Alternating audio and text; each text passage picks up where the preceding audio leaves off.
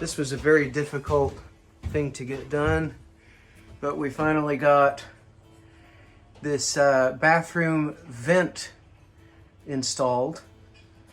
Had to cut into the loft area, but that's gonna be kind of like a closet back there anyway, sort of space. And it goes to this little vent on the exterior, which I'm going to caulk and screw in at some point. But that was a pretty tough job to get done, but that'll come in really handy. And also, a lot of this wiring was redone properly. And it's not saying that it was done improperly at first. It was done to where it would all work. But he went and redid all of this to where every joining is pretty much inside a junction box and all that kind of stuff. He moved a couple of junction boxes and things like that. So we got a much cleaner electrical system. We turned it all on and tested everything, and everything's working. So that's really nice to know that the wiring is all properly done. So now we can start covering it up with sheetrock. Hot water heater has been rewired properly. The other way did work, or would have worked fine, but we found this cap to put on and then just were able to wire directly into that. We also put up more hardy board in the shower area, and we did a lot of sheetrock in here. We're up to the top up there in that corner. That whole wall is done other than that one little corner piece, but you can't see it because we got a bunch of sheetrock in the way. But we've got our insulation here, preparing to start insulating the roof as well. Okay, the next thing on the cabin here is we've got some scaffolding, and we've set it up here on the, well, I don't know whether to call this the front or the back of the cabin, but this side of the cabin with no door on it. And we're getting ready to start in on the eaves. So what we're going to do is we're going to pull a level from this point over to the building, and then we'll put a 1x2 above that level line as a nailer. And then we'll either buy or we'll cut strips of sheathing, and we'll nail up with a nail gun up into these studs and along this line and along this nailing surface. Cool.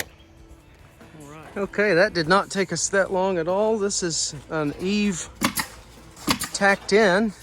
We actually used leftover eave material from the previous roof.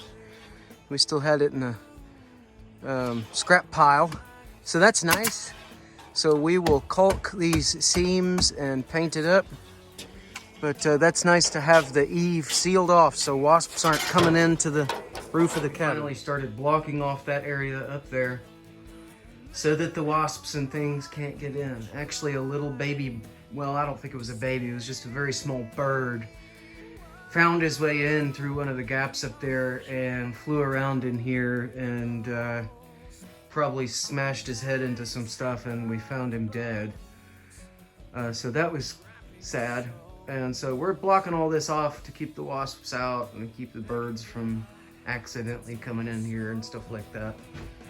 Because when they get in, it's hard to get back out. If you look back this way, you see previously all of the gaps there at the top of the wall were showing light because we didn't have an eave over there yet. Now that we have an eave, it's sealed off.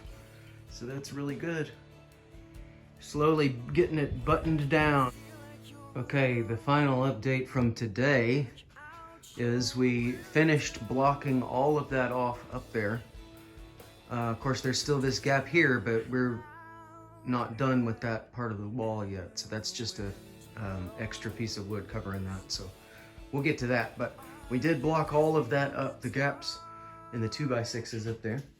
We also reworked this panel. So we actually cut the holes and labeled, and we even reworked the corners and things. We actually cut this piece. We found this piece here somewhere as a scrap. And, oh, there goes Mr. Cooch. What's up, dude? Yeah, he's checking out what's going on here, checking out the activity. So anyway, we labeled this and organized it, and Dad took a long time organizing the breakers and rerunning the wires. So that's good. The electrical system's basically done and ready, and we can go ahead and do that. Oh, we also built another little wall up there that we're going to turn into, of course, the lower extremity of the loft. So that's going to be a little wall that gets sheetrocked to separate off the sort of utility area where that little vent and stuff is over the shower. So that's the update on the cabin from today. Still moving along, and I'll keep sharing progress as we make it.